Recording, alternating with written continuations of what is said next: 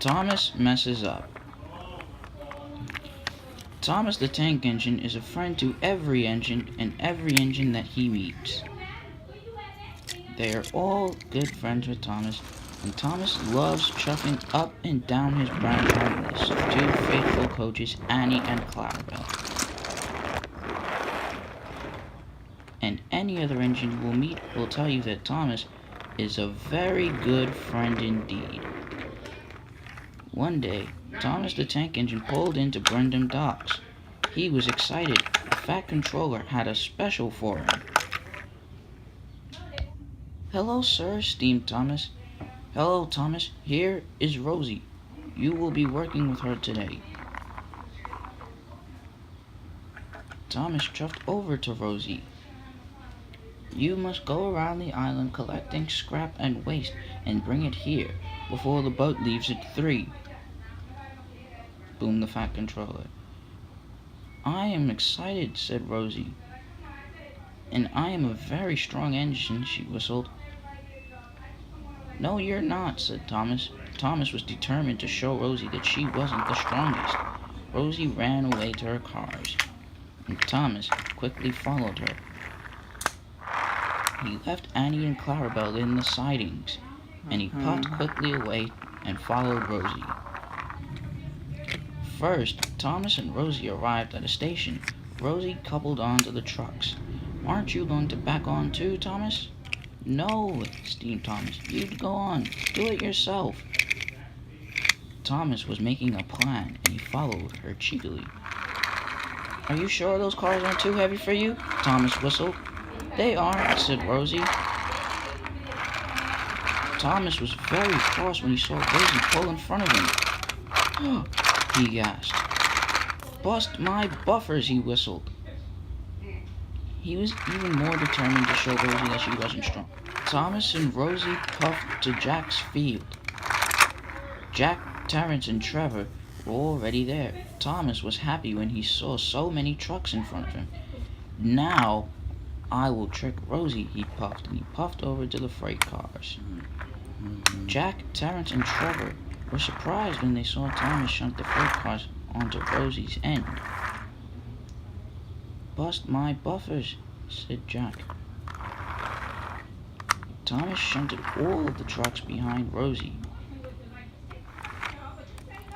"Bust my buffers," cried Thomas. "She can do it." Rosie puffed away, panting. Thomas was worried. Jack, Terrence, and Trevor knew Thomas was heading for trouble. Rosie struggled and strained, and Thomas puffed proudly behind her. "Rosie's going to give up soon," he thought. Rosie continued to struggle. Rosie, keep having trouble," Thomas chanted. Rosie, keeping struggle. Rosie, continue to have trouble. Thomas followed Rosie down the line. Finally, Thomas and Rosie arrived at McCall's farm hall. Thomas saw lots of freight cars, and he began shunting them behind all the other freight cars on Rosie's train. Rosie struggled and struggled. I must do it, she puffed. "I don't think you can," teased Thomas. But Rosie started away. Thomas was left in amazement. "She's really doing it," he puffed. Thomas could not believe what he was seeing.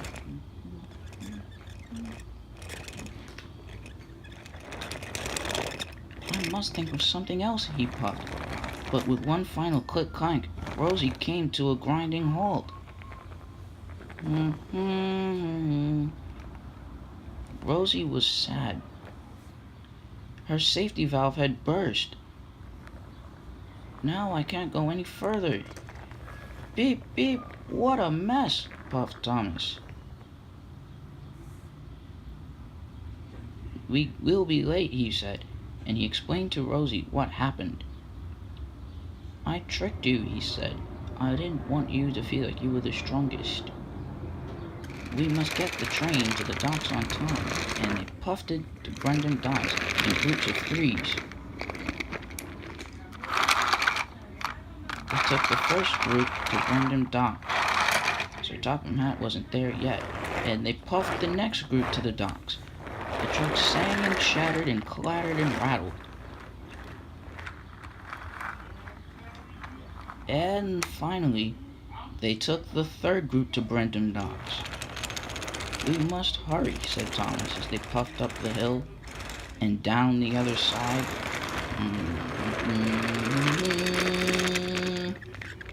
Thomas and Rosie puffed the last group of trucks to Brendam Docks just in time. The Fat Controller greeted them warmly. "Well done, you two. You are both really useful engines." And Thomas was very pleased that Rosie was now his good friend.